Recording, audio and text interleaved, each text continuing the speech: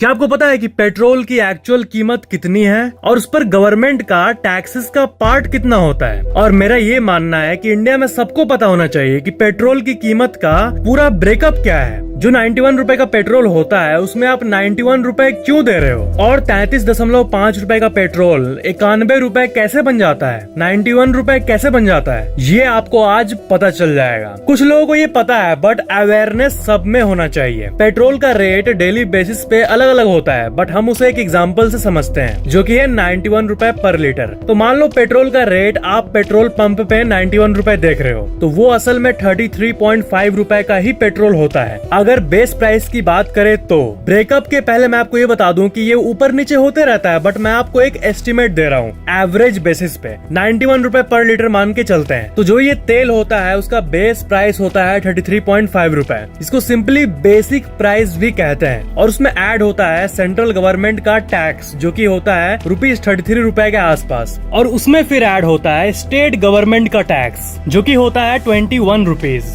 और फिर उसमें ऐड होता है पेट्रोल पंप ओनर का जो कमीशन होता है 3.5 रुपए के आसपास यूजुअली होता है, बट वो अलग अलग पेट्रोल पंप में अलग अलग ऊपर नीचे हो सकता है, बट एवरेज 3.5 रुपए होता है। मतलब पेट्रोल पंप का मालिक हर लीटर पेट्रोल पे 3 से 4 रुपए कमाता है। तो अब इन सब को अगर हम लोग टोटल करें ना तब आता है 91 रुपए। तो इसमें जैसा कि आप नोटिस कर सकते हो मेजोरिटी पार्ट तो ओनली टैक्सेस का बन जा रहा है, जैसा कि आप नोटिस कर रहे हो। पेट्रोल के इंक्रीज्ड प्राइस नहीं सॉरी पेट्रोल के इंक्रीज्ड टैक्सेस से गवर्नमेंट रेवेन्यू लॉसेस का मेकअप कर रही है। तो लोगों के मन में सबसे बड़ा कंफ्यूजन ये था कि क्या पेट्रोल इंडिया में लाने में प्राइस इंक्रीज हो रहा है, पेट्रोल का दाम ही बढ़ गया है, या फिर टैक्स इंक्रीज हुआ है? तो साफ साफ आंसर ये है कि टैक्सेस इंक्रीज होता है। एक्चुअली पेट्रोल का जो दाम है, जो बेस प्राइस है, उसमें थोड़ी उछाल आया है। तो ये था पेट्रोल का एक इंटरेस्टिंग सा ब्रेकअप। पेट्रोल के बारे में और एक इंटरेस्टिंग जानकारी मैं आपको दे दूं कि बहुत लोग मेरे से पूछते हैं कि पेट्रोल आखिर धरती में कितने साल और चलेगा। मतलब डेली इतना पेट्रोल यूज हो रहा है धरती पे, तो पेट्रोल तो लिमिटेड है ना। तो